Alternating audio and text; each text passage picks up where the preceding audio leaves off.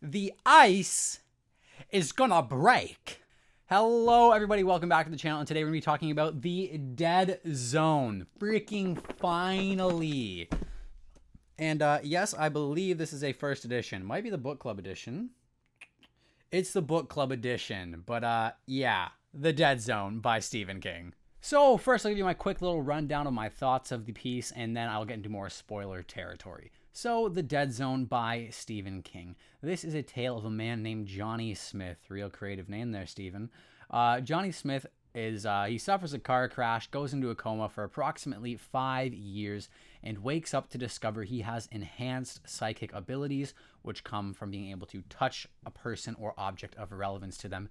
And this is sort of an anthology series chronicling the life of Johnny Smith and how this, psychic ability impacts his life, and what a ride it is. There is such a variety of stories here, each one different than the last, and each one extremely touching, terrifying, fun, or all at once.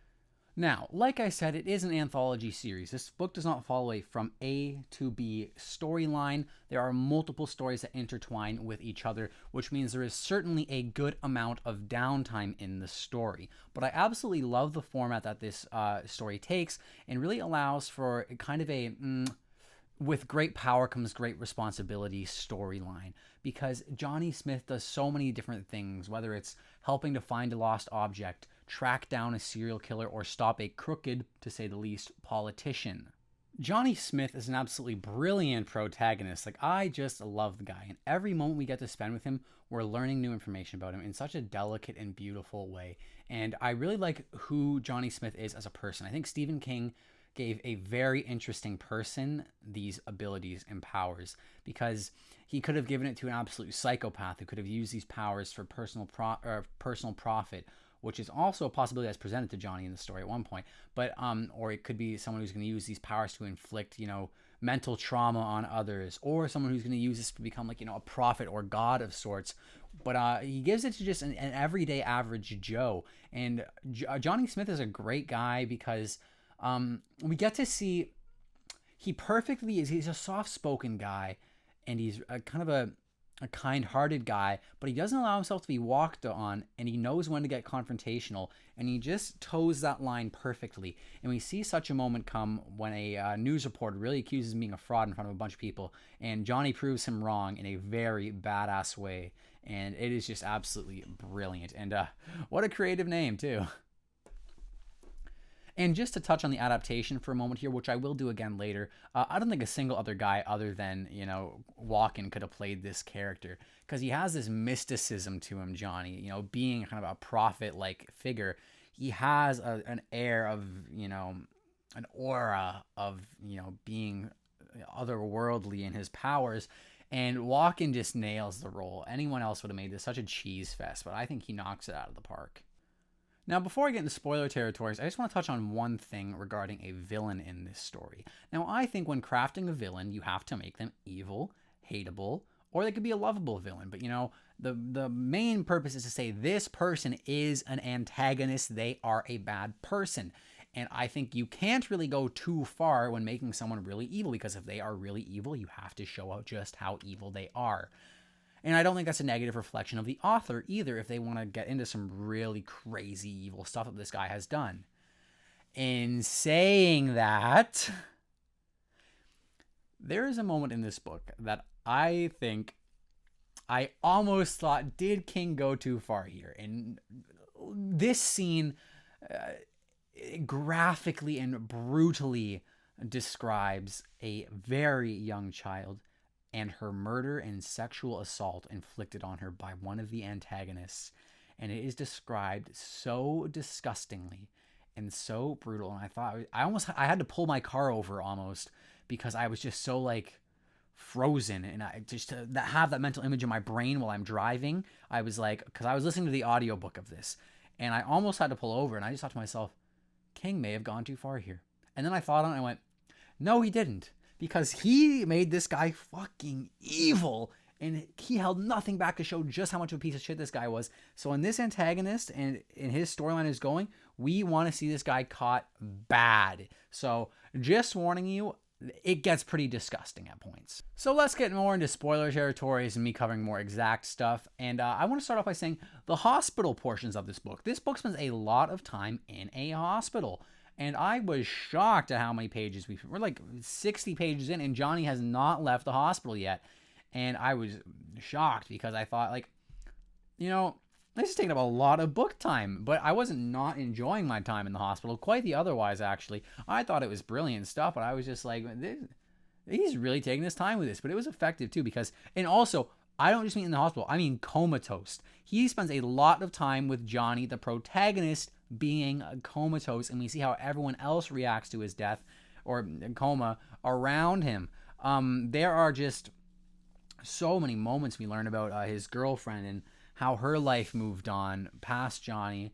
And we also learn one of my favorite little side stories is how Johnny's family fell apart due to his comatose. You know, his mother, who was a religious person to begin with, falling into this extreme spiritual cult, and, you know, the husband watching her get sucked away into these retreats on these communes and not knowing how to deal with it. I just thought all of that was brilliant stuff. And it's King, baby. Like, the guy, he can make anyone a riveting, interesting character. And so Vera Smith, I believe that was her name, she was such a standout character. And just to watch that family fall apart was just,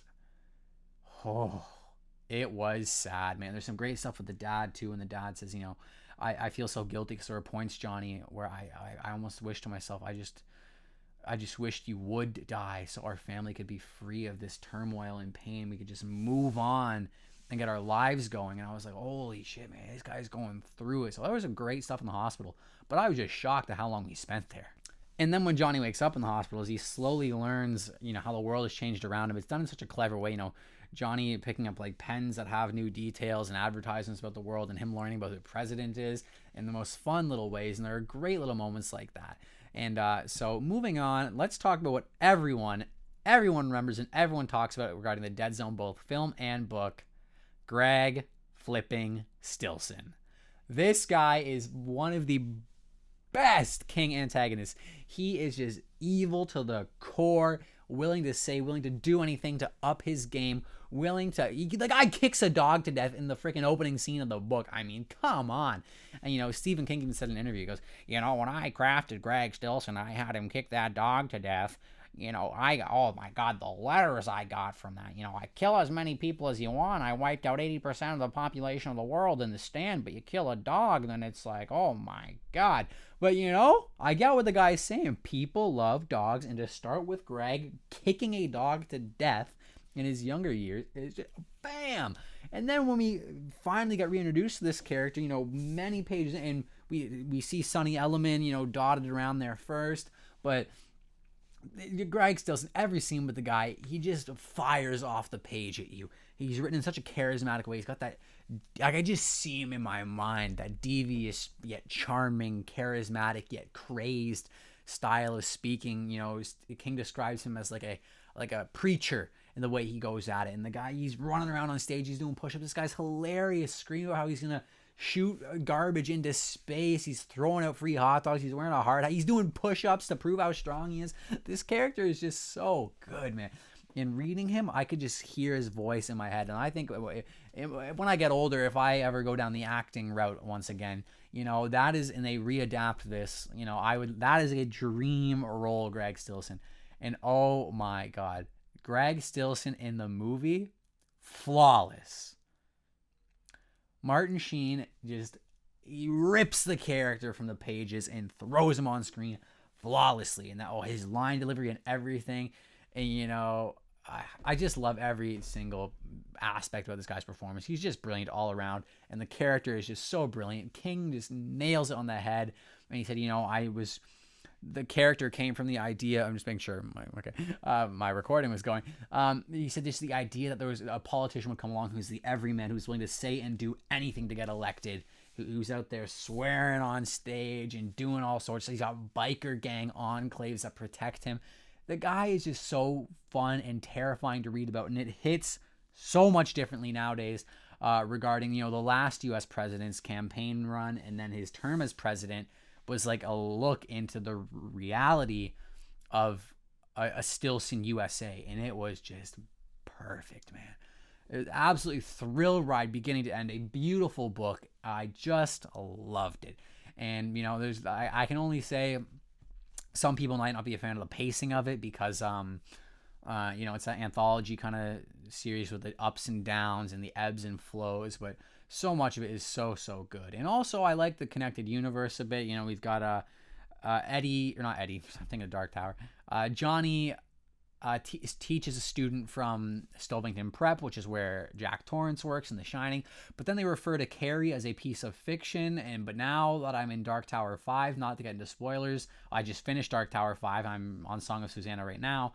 It's like, what is going on in the Kingverse? But anyways, guys, that's my review for the Dead Zone. I absolutely loved it. Thank you guys for checking out today's video. And if you're interested, feel free to like, share, subscribe. I really appreciate all your comments as well, engaging with you guys. And yeah, thanks so much for joining me today. And I'll see you next time. I'll have reviews of Later and Wolves of the Kala coming soon. Also, I might do movie reviews. Would you guys be interested in a movie review for Sicario and or the Sicario or The Fly? Let me know down below. Thank you guys so much, and I will catch you on the flippity flip.